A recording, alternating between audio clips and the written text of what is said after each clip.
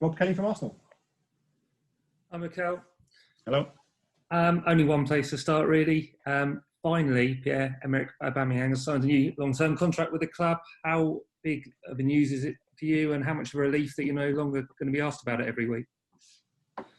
Well, obviously, I know what was coming, so I was a little bit more relaxed. But I am really pleased to have convinced Auba to stay at our club, as well in the terms that we've done, and with the passion and determination that him and the people around him showed to stay at our club, how happy they are with what we have achieved, and as well really pleased to see the reaction of everybody, first of all here at Colney, at our club, and as well our fans to keep him. We know just how good he is on the pitch, but how have you found working with him off the pitch? What sort of character is he in and around the squad, and what sort of captain is he to work with? It's a joy to work with him. I think we have a really transparent relationship. We've been very clear with each other what we were trying to do, how big of a part he was in my plans for now and for the future, and the way he trains, the way he behaves himself, and the way he performs is exactly what I want from him. So I want him to do that again consistently in the next few years. When you were coming into this summer, was this the one deal that you felt had to be done? Yes, it took a lot of work and a big effort as well for the club. So thank you very much as well for supporting us, because it was key to achieve it. But yes, it was a thing that it was worrying me, because it's so hard to find replacement of strikers of that caliber. So I'm really pleased. Thanks, Mikel. Thank you. Okay, now over to Sky Sports, Gary Cottrell. Thanks for your time. Good afternoon. Can I just pick up a couple more on Aubameyang? We're hearing that one of the big reasons he was persuaded to stay was you. What role did you play in helping him make his mind up? I think the big reason why Auba is staying is because we have an incredible football team, football club. We have some fantastic people working here, and because he feels as well how much love is got from the fans. I played my part, which is part of my job, to try to explain him what we are trying to do and how important he was going to be on what we are building, and that's it. But the club has to take credit for that, and the people that has been able to put a project and a package for him to stay at the club as well. And you did that despite some big offers from some big clubs, Barcelona, Milan, for example. Yes, but the size of our club is as big as of those names, and that's what I'm saying, that the most important thing is the football club, what we inspire, who we are as a club, and what we can achieve in the future as well, and how we can explain what we are trying to do to make sure that the players believe in our project. In terms of your transfer business, do you now really, do you think, need to sell some players if you want to bring any more in? And I don't just mean because of the money spent, but because you've got an imbalance, maybe too many foreign over 25-year-olds? Well, we are trying all the time to adjust the squad in the most efficient way. It's clear at the moment that it has to go both ways, and in order to achieve that, we still have some time, but we are pretty clear in what we are trying to do. Can I ask you about one deal that does seem to be imminent, and that's your new keeper, Runarsson?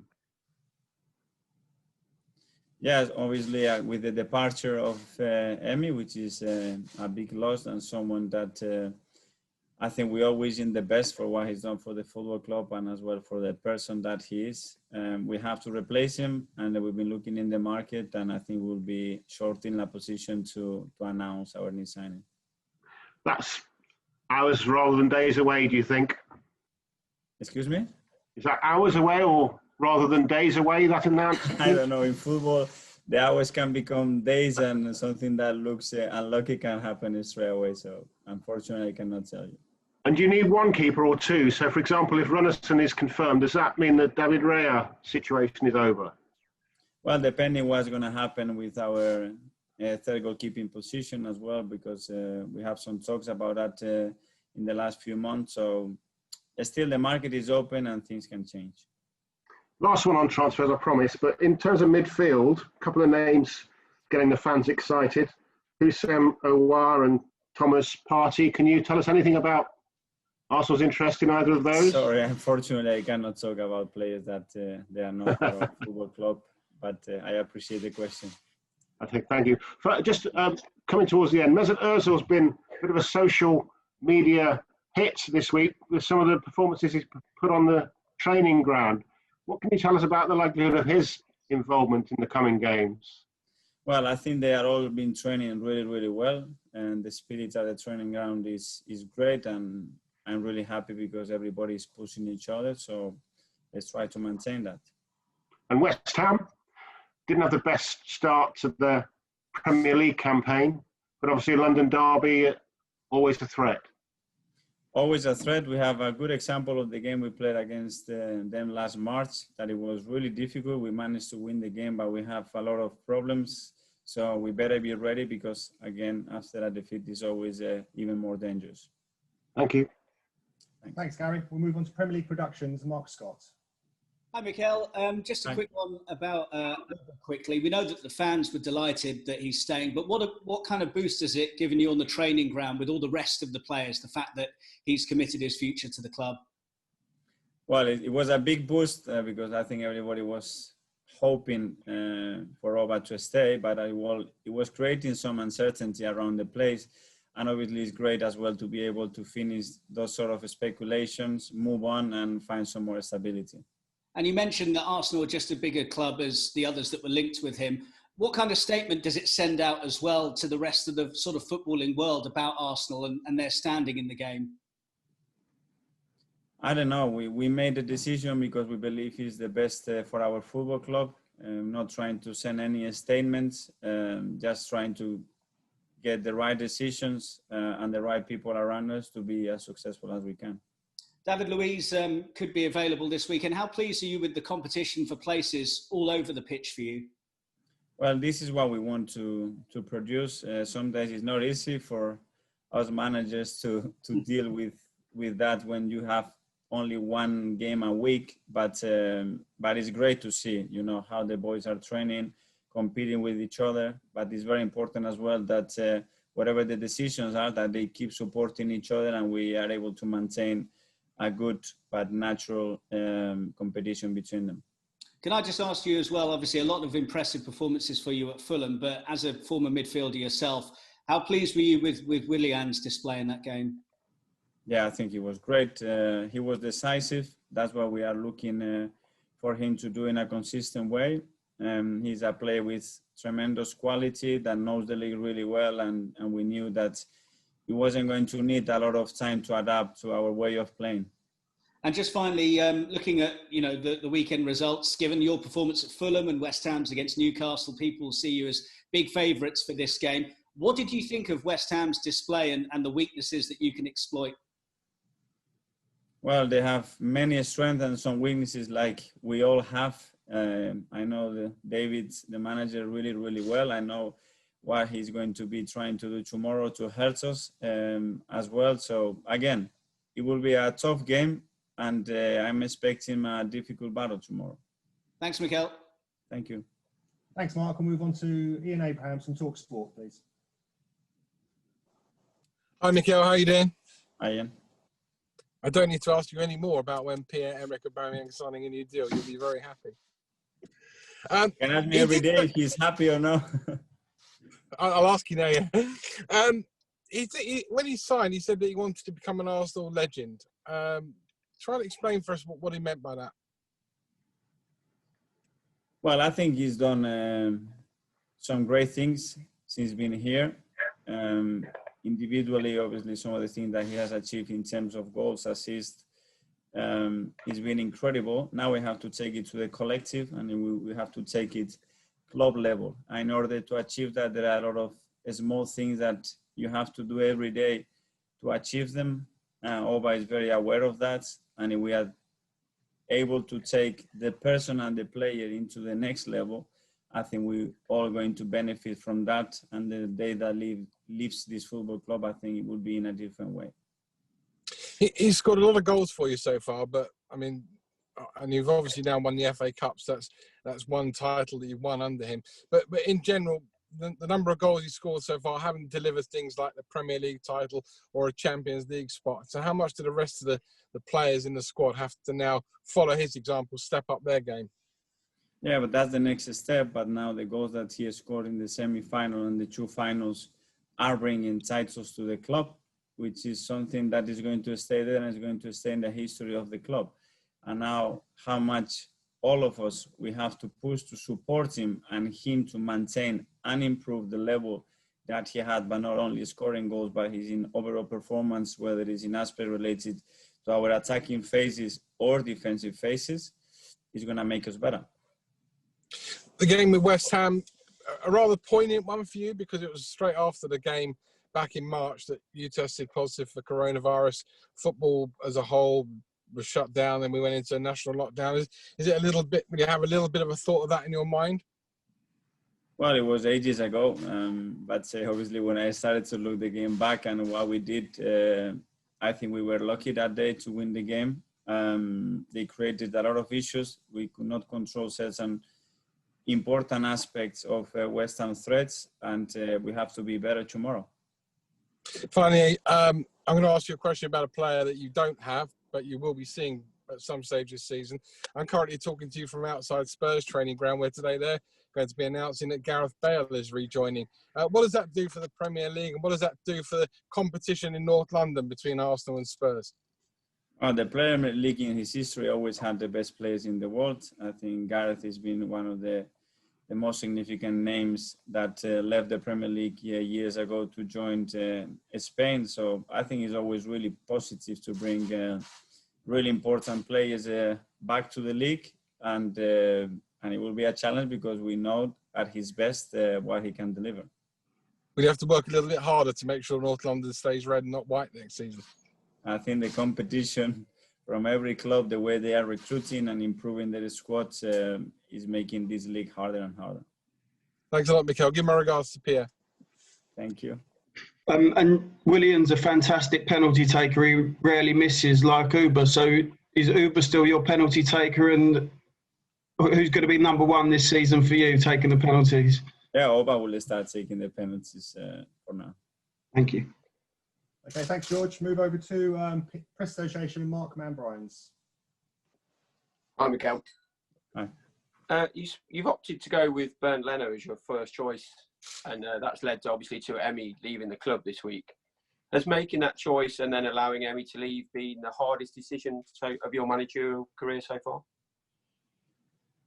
Well, there have been many challenges since I joined the club. Obviously, that one, it was tough. But before that, obviously, as you can imagine, there were some conversations in the background about things developing in one way. So I knew what was going to happen with Emi. I had many discussions with him. And I think we all finished in really good terms. And we decided that Ben was going to be the starter that day. You've spoken really well and warmly about Emi's ability since he came into the team. So could you just explain what convinced you that Bernd was the long-term option? Well, I was very clear with both of them that it wasn't a one and a two, that they had to compete for the places like any other position in the team. And to be fair, Ben was superb before he got injured at Brighton.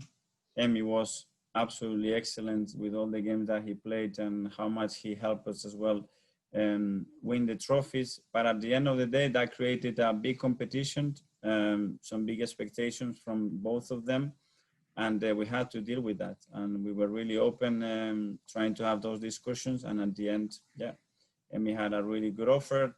He was very suited for what he wanted to achieve long term and short term, and we allowed him to leave the club. Other players have started to be linked with moves away. I know Sead Kolasinac close to a move back to Germany for family reasons. So is it hard to stand in a player's way when there are other aspects behind it wanting to leave the club? Well, I think every case you have to try to to take it individually. First of all, try to understand the reason, if that's the case, when they want to leave, why. If there are things that you can help them to change, to keep them, you have to try to maximize those options.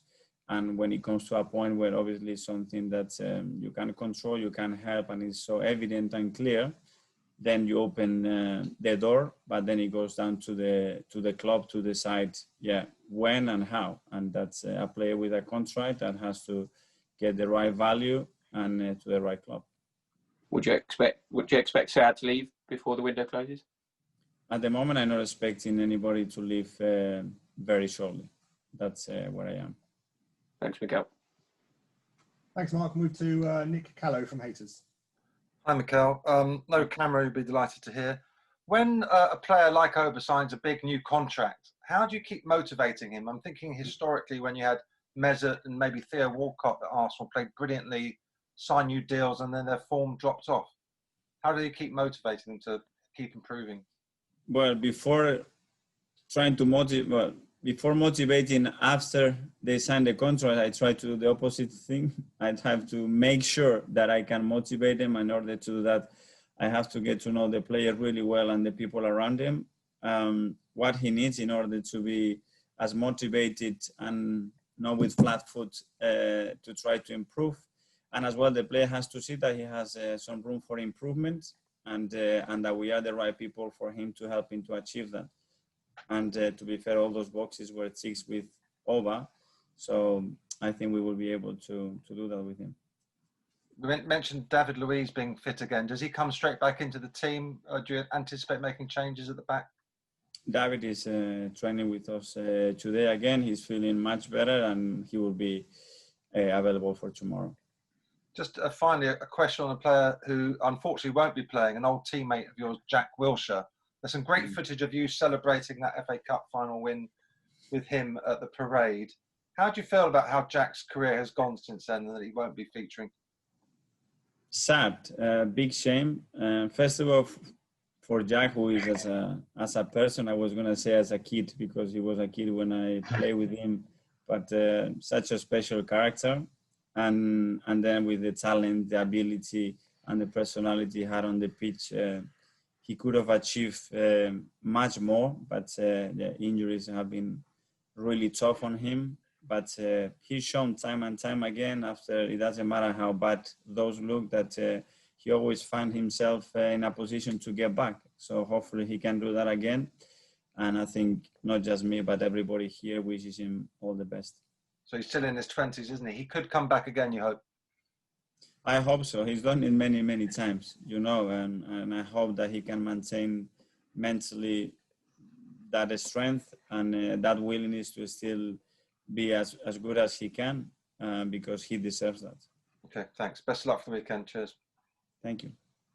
Thanks, Nick. Now, Charles Watts from Goal.com. Mikel. Just one more on Emi. Obviously, it was a very tough decision, like you said. No manager wants to weaken a squad, but this decision, certainly for now anyway, looks like it has, weakened Arsenal's squad.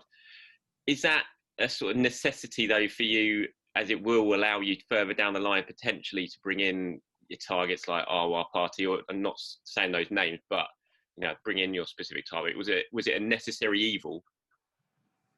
Well, at the end of the day, we have to find some balance between what we want to achieve with the squad and our finances. And it gets to a point where you have to make a decision whether to achieve certain things, you have to sacrifice others. But time will tell whether we are weaker or not. Obviously, the recruitment that we are planning to do to try to get our second goalkeeper, hopefully, is going to bring us a really good performance level, and we can see Emi as well being successful at Villa, and we are all happy. Just on the sort of clash at Fulham between Danny and Eddie, you said you didn't see it at the weekend. I'm sure you've seen it now. What did you do with that afterwards? Did you have words with him? Did you find out what was going on? Well, I was surprised, first of all, because it's not a common thing to see. At the start, to be fair, I didn't like too much in public that image. Then I understood what happened. I understood that how much both of them as well want to play, and the level of frustration that they were managing. But I really like the way that things were resolved. First of all, between them personally, and then publicly with that picture. End of the story. Let's learn from that and move on. Yeah, because Danny seemed pretty wound up. Was it purely a frustration at not starting the game? You can see the way Danny came on the pitch. The same with Eddie. The last few minutes, how committed they were, how much they wanted to play, and this is. I cannot demand as well the players to be all the time 100% and pushing, but then to be soft and have a really bad body language like this during the rondos. So if you give me the choice, I don't want them to kill each other, but yeah, it's okay. It's not bad. Just on, obviously, Willian was very good last week. Pepe was on the bench. What does this kind of mean for Reece at the moment? Because you kind of look at it and think maybe his opportunities are going to be limited. Is there a chance he might head out on loan before the window closes? Is that a possibility? Well, I think they all realize the competition that we have in forward positions. Already spoke with Reece about it. I really like the way he's training. I think we both agreed how much he's improved in the last few months. He's going to carry on pushing the rest of the team, and he needs to be ready, because in football, unfortunately or fortunately, things don't take 3 months to change, but it takes 3 minutes, and you have to be ready when that opportunity comes in. Yeah, because he's at that age where you kind of feel like needs to be playing now to really progress where you'd want him to be. I think if we ask any of those 26, 27 players if they need to play, they will say, yeah, of course, I need to play regularly, I need games, I need minutes. But at the moment, it's not possible, 1 game a week. And with this rule of just being able to have 18 players on the bench, it's very difficult to keep everybody with the same level of minutes, or impossible. Thanks, Mikel. Thanks, Charles. Over to James Ollie from ESPN. Hi, Mikel. Sorry to ask you about Auba again, but I just wondered during because obviously it was a very long negotiating period. Was there ever a point during that period where you thought you'd lost him, that he was going to leave? Well, to be fair, at the start when I joined, I wasn't as positive as I was the last few weeks. That's the truth. Obviously, financially, we were in a position that it was difficult to get what we wanted to get. I think Auba had his doubts as well at the time, but things evolved in a natural way. I had the feeling that the club wanted to move forward. I had the feeling that Auba wanted to stay here, and we were just trying to glide those things together, and that sometimes takes time. But if the outcome is what we both wanted, then we are happy.